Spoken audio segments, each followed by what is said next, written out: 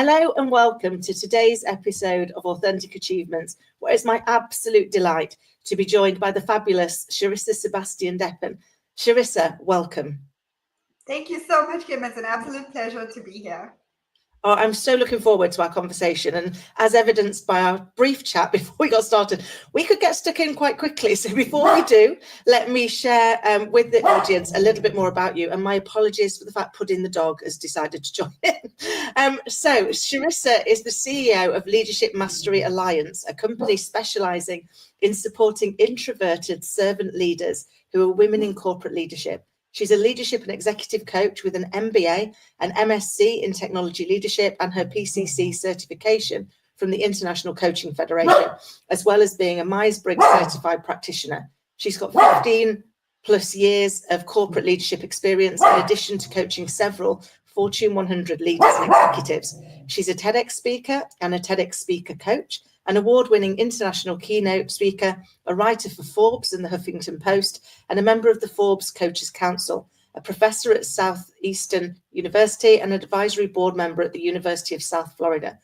Her many years of experience, including helping leaders draw on their God-given strengths and abilities, see their value and be able to bring out the best in themselves and others, all while having fun, being themselves and not burning out. She's able to masterfully help them navigate their blind spots while thriving in their zone of genius to take their career and leadership to a level that has a significant impact on themselves, their teams, and their organizations. And her clients include leaders and executives from companies such as LinkedIn, Facebook, Google, Amazon, Twitter, Microsoft, Harper Studios, Bank of America, CNN, the United Nations, Intuit, Salesforce, BP, FedEx, Comcast, Deloitte, Accenture, Dr. Pepper, Victoria's Secrets, Warner Brothers, UK Bank, Coinbase, Nestle, Virgin, Mars, and many, many others. I mean, wow, Sharissa, what a journey. I don't even know where to start, but could you bring it to life a little bit for us? Yeah. Thank you very much for sharing all of that. that was a lot. So thank you for taking the time to do that. But yes, to answer your question, it has been quite a journey. And so I started off I started off my career in technology, as your listeners probably know just from going through some of the information in my bio. So my undergrad degree is actually in software development. I started, in that space as a software developer and then moved into technology leadership.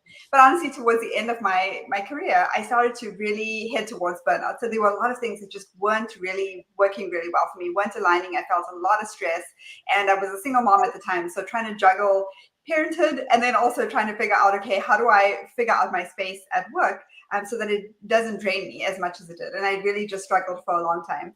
And to be honest with you, when I got to that point, I was trying and struggling and trying to figure it out on my own. And I just kind of got to the end of myself. And my journey is very much a faith-based journey. And so at that point, I was like, okay, God, I know that you have something better for me. This is not the experience that I know you want for me in my life. So I'm just going to surrender and trust that, you're going to show me a better way to do this, a better way to be present for my daughter and be that mom that she needs, but also a better way for me to function in the world where I feel really good about and really clear on my purpose and what I'm supposed to be doing that's going to energize me rather than drain me and stress me out. And so that was the beginning process of me discovering coaching and then finding a coach that helped me to navigate that and help me figure out who I was. I had lost myself in that whole process of just trying to get through the day today. And I forgot about just reflecting on how I'm wired and how God created me to be, so that I could then figure out, okay, so what is the direction and the purpose for my life, and how can I do work in the world that is really going to have an impact, but also fulfill me and help me have that, continue to have the energy and all of that to be able to do what I do. And so that's how I ended up transitioning into coaching. And so I focus primarily on introverted servant leaders. One, because that is so much my journey, and I struggle so much with the introverted part of being a leader early on in my leadership journey. And so I had to do a lot of soul searching, a lot of praying to try to uncover and understand how I'm wired and my personality and my strengths and all of that, so that I could leverage that and really work with those things that make me unique, so that I can use that to help me be successful in the workplace. It took a long time for me to get there, and one of the biggest hang-ups, I think, in my career was constantly comparing myself to others and feeling good enough. And so of course that knocked down my confidence, and that just gave me a very uncomfortable experience in the early stages. And so once I went through that journey, and actually that's what I help our clients with today, is as introverts, is helping them really shine in the world while not giving up who they are, not trying to be somebody that they're not. And so the servant leader part of that comes because most of my clients, or a lot of people, are drawn into the work that we do because they just have a heart for others. They're very people focused in their leadership. They want to support other people. They want to help them in their career. They want to do whatever they can to be that encouragement or whatever it is that others need in order for them to excel and to thrive. And so that's why I combine the two. So it's introverted servant leaders who are just trying to do the best they can, but also they have specific challenges, unique challenges that they face in the workplace simply because they're not wired in the same way as extroverts, or there's certain things about their personality that can make it sometimes very challenging. Like I said before, it's easy to compare ourselves to others, but we really don't need to do that if we can figure out our strengths, the passions that we have, the purpose that we have, and then align all of that to get us on the path that we need to be on. I love that, because we are all unique, aren't we? We all bring our own unique insights into the world, and very similarly, mine's definitely a faith-led journey, and you had to go in that journey inward. That was my kind of like biggest lesson. I tried to do everything externally to improve, to demonstrate that I could do things, but it wasn't until I went internally to really reflect, as you said, on what am I supposed to, what is my purpose, what am I supposed to be, and start to get rid of some of the labels that I had lived by. I'm also a single mum, so I'm a single mum, I'm a leader. I was like, all these nice labels that then meant that you felt safe because you were able to share with the world who you are, but actually you're not those things. They're just activities that you do. So how can you help with some practical steps on for the listeners out there that are introverted servant leaders, how can they start that journey back to themselves? Oh, that's such a great question. And I think one of the things I want to just clarify, just for the purposes of we've been talking about introverts and then extroverts, and I know we'll be using those terms as we have the conversation, just to clarify what those are, or at least how I define them. There's lots of different ways to interpret that. But basically, the introvert, one of my favorite definitions of what an introvert is versus an extrovert is introverts are people that get their energy from being away from people. It's not that they don't like to interact or build relationships or connect with others, but they get their energy from being by themselves. And so when they are in those social settings, or even on a one-on-one basis, a lot of times, they'll get to the point where they just feel like, okay, I need to rest, I need to recharge that battery so I can get back out there. And so extroverts, on the other hand, tend to get their energy from being around people, so being in those social settings, and they get really energized by that. So simply, that's just the definition that I like to use. So when I'm referring to introvert and extrovert, hopefully that helps whoever's listening to get a sense for what I mean by that. But to come back to your question about how do you even get started with all of this? So in my coaching practice, what we do is we go through a process to help our clients understand what is their leadership zone of genius. And so when I talk about leadership zone of genius, I touched on some of these areas, but there's a lot of things that make that up. But it's basically, there's some identity work in that as well. So I love that you touched on that, right? It's very easy to lose ourselves in our titles or the roles that we play in the world, and that's really not, that's not the truth of who we are, right? The essence of who we are. Yes, there's roles that we play as a mom, as a leader, and things like that. But it's so important to get really clear on, at your core, who do you believe you are? And for me, that was very much biblically based, because like I said before, my journey was very much a faith journey. So I went back to, okay, who does God say I am? So that's part of understanding who you are. And then, the other aspects of that leadership zone of genius are things like your strengths, your past experiences. Like, what are you good at? What are the things that you enjoy doing? What are the things, the causes that you're really passionate about? Like the things that you care very deeply about. Maybe some of the things that keep you up at night, right? Like maybe there's other things in your world that you're like, what, that bothers me, that somebody is treated that way, or whatever it is. So there's your passions, your strengths, your experiences, the things that help you to be in that flow state, right? So where time just goes and you're doing certain activities or tasks that you just feel really good about, and the time can just go and you're just so absorbed in it. So understanding all of those things, because those are such critical pieces to the way you're wired, and just what makes you unique and what makes you valuable in the world. And so once you understand that, and you may, even that part of that might be that you uncover that you are an introvert. And so there's certain things about being an introvert that once you understand, you're then able to go in the world and function at your highest level, because you understand who you are, your true identity, and you live from that space. And you become just so much more confident, because you're like, oh my goodness, I'm clear now on who I am, what I bring to the table, the value add, the strengths that I bring, and the passion that I have, inside of me. I'm aligned with all of those things so that I can go out in the world and serve and add that value and help other people from a place where I'm first confident in who I am. So I would say that's definitely the first step. And if it can sound overwhelming, because there's a lot of pieces to that. So I would definitely encourage, if anyone is listening to me, to this interview right now, please get some help and support in this area. So coaches, a good coach can help you with this. So anyone that is equipped to be able to ask you the right questions to draw this, out of you, is going to be very helpful. I can tell you, even from my own experience, I still have coaches today, because they were so valuable in helping me to uncover things that I wouldn't have otherwise been able to uncover on my own. But as a very first little baby step, before you even do that, or if you're like, oh, you know what, I'm not really ready to invest in any of that, I don't know if that's for me, there's one simple exercise that you can do that I think is going to give you some really good insight if you're struggling with, okay, I don't even know what my strengths are. I don't really know, what comes across to other people, how am I perceived? It's simply, pick at least 5 people in your world. It could be people that you work with. It could be even just a former boss or colleague or whoever that is, friends, family.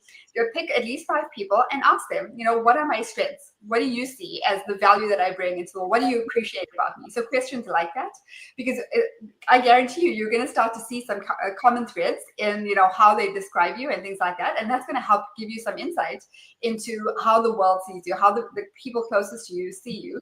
And so that's going to help you see, okay, here's some of my strengths, some of the things maybe you didn't even know or didn't recognize about yourself. So I would start there, because I think there's a sense of confidence that comes, right, when you start to see yourself through the lens of, oh my goodness, there's so many things about me that are valuable, right, that I can then take into the world. And when you're aware of it, it's a lot easier to then go into the world and then offer, lean into those areas of strength to be able to help others. So that's definitely how I would answer that question, like where to start. If you can figure that piece out and who you are and how you're wired, and also just be very aware of what gives you energy versus what drains you. It could be activities, it could be people, it could even be like places or things, whatever it is. Be very keenly aware of how you're showing up in the world and what kind of things, what even tasks that you're doing at work or whatever it is, what drains you and what gives you energy, because that's another piece to the puzzle. I could go on about a lot of different things. All of this makes up that leadership zone of genius. But to start with, I would say those 2 things. Focus on the strengths, and then focus on what brings you energy and what really, helps ignite that passion in you. And then also what are the things that drain you. And so from there, you can make some good conscious decisions about what to lean into and what to lean, away from. I love that. It reminds me many years ago doing a similar exercise. So I had to go and speak to colleagues, friends, etc. What are the things that you see as my strengths, and what are the things where you see I get in my own way? Just to get an idea for those bits. And you're right, sometimes we are so disconnected to what they say. I mean, but when I did it, they came back and almost unanimously they said brave and fearless. And I was like, I live in fear every minute of every day.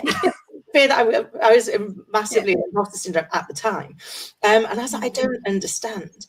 So I had to go and ask more clarifying questions. So tell me a bit more about that, because I don't see it. Now, I've moved around the country. This is my 36th home since I left home. Wow. So I've moved a lot. And they said that's brave and fearless. You will move places where you don't know anybody to do a job that you're not convinced you can do. And I was like, well, I thought that was a bit flighty and a little bit stupid. Interestingly, they see it in a different way. And sometimes we aren't the best judge of ourselves, are we? Sometimes we do need somebody external to us to create that psychologically safe space for us to go and get the answers, because the answers are always within us. But sometimes you just need the right question to unlock it, don't you? To really bring that. That was a person asked that killer question, and you're like, oh, thanks for that. But it is gonna, like, it is the one that's going to really help you to get the knowledge you need to your point, as you eloquently put, to be intentional, to make a conscious choice, because I think we make a lot of unconscious choice, don't we? Oh, absolutely. I will tell you, I went through well over a decade of my life. And now when I look back at it, I was like, I was just kind of rolling along, like not really being intentional and not really being in the driver's seat of making those good decisions along the way, simply because I didn't know any better. And that's okay, right? It's perfectly okay. When we know better, we do better. So it's not about going back and going, oh man, I should have known better back then. It's about saying, you know what, I appreciate the journey, because now that I am where I am, I can make a better decision, going forward. Oh, I love that. I often say that, life only really makes sense in the rearview mirror. You kind of look back and go, that's why that happened and that happened, because it brought me this. It brought me this experience, or it brought me these people, or it brought me this lesson that I needed to learn on my journey to add value to the world, to be a creator, because we're all here to create a something, can't we? 100%. I love the way you put that. Yes. So, I mean, this, as you say, it really is, it is the journey, isn't it? I mean, we worry about the destination, but the reality is it's the journey that's the gift. And so for people to find their true talent and to really own it, to your point, there's lots of elements that need to be looked at, aren't there? Lots of things where if you did it in one big thing, you're right, people would be overwhelmed and go, oh my goodness, I'm not going to start. That sounds like too much work. But actually breaking it down into those bite-sized pieces that are less intimidating, I guess, it is kind of how you help people, isn't it? Absolutely. Oh, there's two things that I have to highlight about what you just said, because there's so much gold in what you said in the last 30 seconds. One is that the journey, right? So being able to just have joy and seek the joy in the journey. It's not about figuring out this great, getting to this great level of clarity or figuring out all the pieces, and then you get to start to enjoy life or enjoy your career, whatever it is. But it's about just being curious and staying in that space of curiosity and saying, okay, how can I just embrace and enjoy where I am right now while I'm taking those steps to get me, to that next step. So I love that you mentioned that, because that is such an important piece of this. And, it will probably make a little bit more sense as you go. And you, like you said, you look in that rearview mirror and, things will start to come together, but not to put too much pressure, because I think the minute we start to do that, we lose out on the beauty and the joy and the blessing that is today and what we have in front of us right now. So yeah, that's so true. I love that. And I love what you said earlier as well about that whole not beating yourself up when you now know better, to go, oh, well, I should have done better. That we didn't know then. Be grateful that you've got the lesson now, and therefore you can now make better decisions moving forward. But I think sometimes we can get ourselves stuck in looking back at our past, can't we? And going, but if I'd known it then, could have done better, instead of looking to our future and going, but where I've been doesn't need me anymore. Where I'm going is kind of what that's good. And so I really need to be, I've used that kind of phrase, the past no longer needs you and the future isn't promised. That's why the here and now is called the present, because it's your gift. And once you get into that and go, actually, I shouldn't be losing today's gift by wasting too much time on yesterday or wasting too much worry on tomorrow, because that's when you're not able to see the joy of today, are you? The joy in the little things that that actually do fill your soul. Yes, that's 100% right. And there's so much of stress and anxiety that gets caused, right? And stress and anxiety, like that worry and that anxiety and all of that comes from either reflecting on our past and that cycle of replay and regret, or looking to the future and being anxious for the things that, haven't even happened yet, right? Being worried about things that may or may not ever happen. And so, yes, I love that you call that out, because it is so important to be present. Yes, we can have goals, we can aspire to different things and all of that in the future, but also recognizing that you don't want to put so much of your focus on the future that you miss out on. And also your present is going to get you to that future, right? And the more that you focus on what it is that you're here to provide or learn, what lesson you're here to learn today, or what is the gift in today, like just being grateful for where you are the people that are surrounding you, that is actually going to help you to get that clarity and help you to move in that direction. The more you embrace the future and start to say, okay, how can I live this day to the best of my ability? That is absolutely going to help you along the path of where you should be going in the future. I love that. What a great question. One of the things me and my little girl do every day is we sit down at the end of the day and say, what are the things we're grateful for from today? Because actually it makes you realize you might have had bad things happen in the day, but it hasn't been a bad day. It's had bad elements to it, but it's had really positive elements to it. And you can't help but smile when you think about something that you're actually grateful for. And then it's much harder, isn't it, to be miserable when you've been smiling. It's really, I had somebody on an interview once who said he used to make people, when they were talking about a problem, he'd make them laugh and then tell them to like really make them laugh till they were like, and then ask them to talk about the problem. And all of a sudden the problem's not so big anymore, because it's really hard to. That's incredible. I love that. Yes. That miserable state where actually you've just had a good old belly laugh and you're in a heightened state, which allows you to see more opportunity, doesn't it? And less problems. Oh, 100%. That is so good. And one of the practical ways we do that in our coaching sessions is starting with celebration, even if, because a lot of times, people are going from, or we all, I do this too, go from one challenge to another, right? So it's like, oh, what's the next thing that I have to address? What's the next thing? That we forget to take a moment to pause and say, wait a second, how do I just enjoy this moment? What can I be grateful for? Or how do I, just get more joy out of this moment? Maybe it's listening to a song or taking a little bit of a break before you jump right into the next thing. And so a lot of times when people come into a conversation, the nature of coaching is that they're there for a purpose, right? They're there to either, they need help to overcome a challenge, or there's something they're struggling with, or something they want to do. And so when they come in, their minds are so filled with, okay, this is what I need to accomplish here, that they forget to say, wait a second, let me take a pause. And so we do that intentionally in the coaching sessions at the beginning to say, what are 3 things we're celebrating? Like, what can I help you celebrate today? And all of a sudden it's like, wait, what? Like I need a moment to process and think. But when you start from that space, there is so much power in what comes afterwards. You're absolutely right. It opens up the opportunity for for so much better problem solving or discussion or whatever is going to come next. It just opens up those options incredibly when you start from a place of joy. So seeking that joy and, oh, you know what, I actually do get to celebrate things that have happened, or even who you are. Like I always tell my clients, it's not about what you do. We're not here to celebrate, oh, tell me the 10 things that you've accomplished. But it's about, what have you even seen in the world? What are you celebrating? You could be celebrating going for a walk and enjoying nature, or, whatever it is. It could be anything. But just making sure that you're intentional with where you put that focus, because that is going to dictate what comes after. That's going to give you either a fantastic experience of whatever it is that you're trying to do, or it's going to, it might hold you back a little bit from what you're actually trying to accomplish. I love that.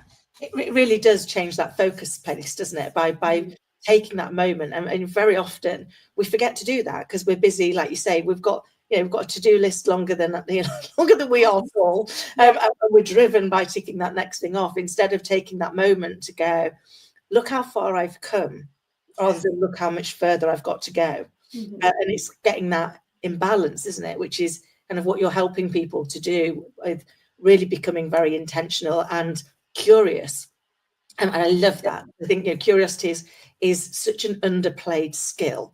As children, we are curious and filled with wonder, and everything is it's just exciting. And then we learn curiosity killed the cat, and therefore we're best not curious. Right. That'd be awful. Let's not do that. And so we become very wedded to being right, and less curious about learning stuff and going, well, okay, one of the things I try and ask myself every day is like, why am I so convinced I'm right, and why am I so convinced you're wrong, and what can you see that I can't see, that maybe if I were just a little bit more open-minded, I could see a broader spectrum of things. So I love that you're helping people be curious about themselves as well as others. Yes, and I love that question. That's such a beautiful question to ask as you go through the day, because it's very easy for us, right, to make assumptions. I know I do this, and I've got to watch myself on making assumptions in certain situations and assuming that I'm right, and assuming things that, intentions of other people, different things like that. But when you take a step back and ask the right question, and that's such a powerful question to ask, then it just, again, it helps you come back to, oh, okay, so maybe I'm not right, or maybe there was a different way that I could have looked at the situation, right? Or maybe I I can learn something from this other person, rather than kind of, judging that and then making a comparison, or actually making yourself right in those kinds of situations. So love that. Yeah, that curiosity is a big component of that. When you can pause long enough to be curious, it can really changes relationships, right? Because when you can do that, it can really just shift how all of those other things play out. It's so true. I mean, often when we're curious, we can resolve all conflict, because the conflict comes usually through misunderstanding or misinformation. So once we become more curious, we can pull that together. I literally could chat to you all day, but I'm conscious of time, and there's still so many things that I would like to touch on. But I guess one of them, because I know so many people asked me about this when I did mine, is the TEDx piece, because it's quite an experience, isn't it, TEDx? Yes, it is. Yeah. So I know when I first started getting involved in the run up to mine, I was so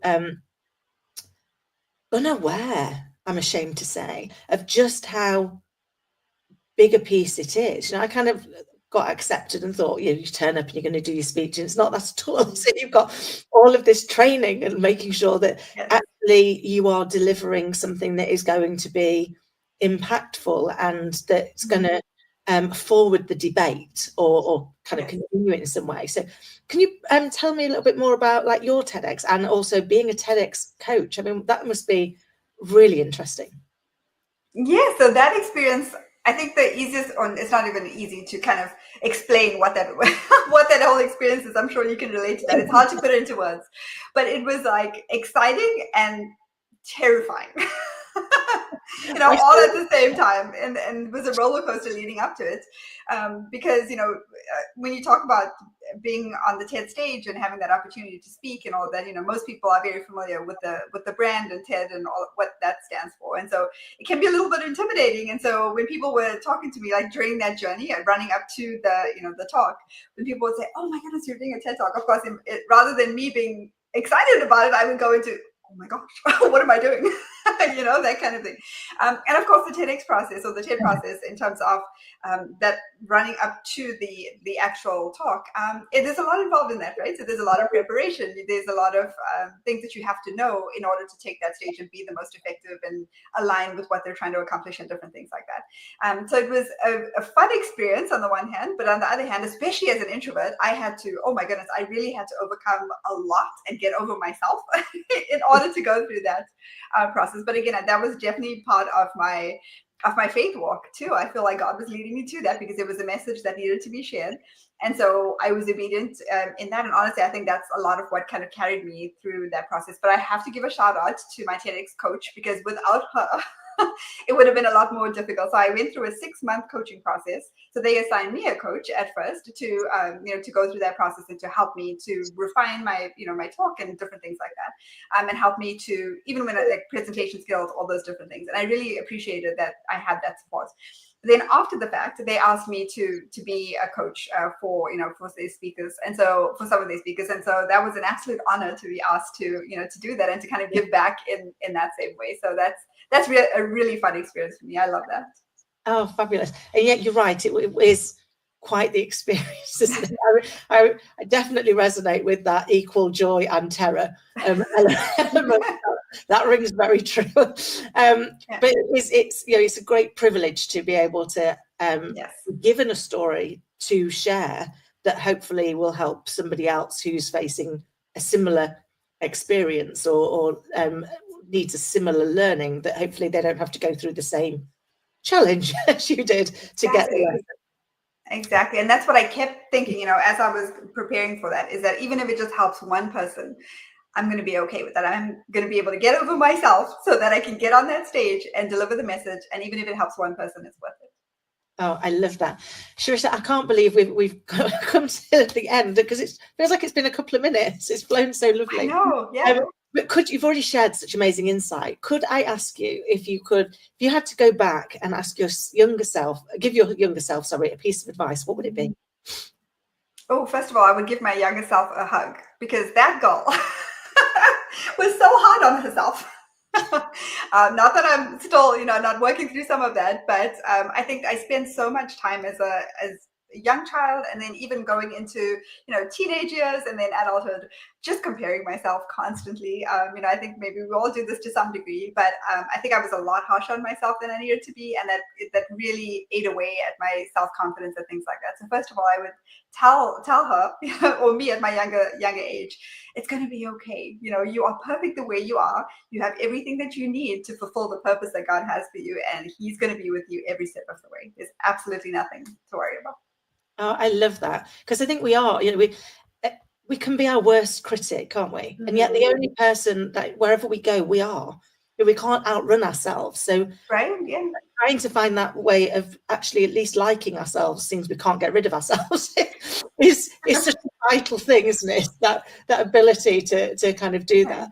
So Sharissa, can you share with us how people can get in touch with you and who you help? Absolutely. So my focus is on introverted servant leaders, specifically women who are in the corporate workplace. So you work for, a company, and you're just trying to navigate that whole space. But also, and a big component of the coaching is how to basically balance work and life, right? And not let your work and everything that is associated with that really take over your life and impact how your life outside of work. So if you're curious about that and you're wondering, okay, how do I really just function at that highest version, as the highest version of myself, have that impact and influence that I really want to have, just give back and be able to add value without burning myself out, then we are happy to help. And you can find out more on our website at leadershipmasteryalliance.com. And actually right now I'm taking on just 2 more. So I've got so much on my plate right now. So I'm taking on just 2 more like one-on-one clients for the rest of the year. And so if anyone is interested in working with us and going through what we were talking about earlier, as far as that, I basically just doing that identity work and getting really clear on who you are so you can really thrive, then I'm happy to support you through that and help you discover your leadership zone of genius. So thank you again, Kim. It's been such a pleasure and honor to chat with you today. Oh, amazing. Sharissa, it's been an absolute joy. Thank you so very much for coming and sharing your journey and your insight and the lessons that life has gifted you with us. So thank you for being so kind as to do that. And Absolutely. To everybody listening and watching, I hope you found today's episode to be as inspiring, insightful, and piqued your curiosity as much as I have. Until next time, take care.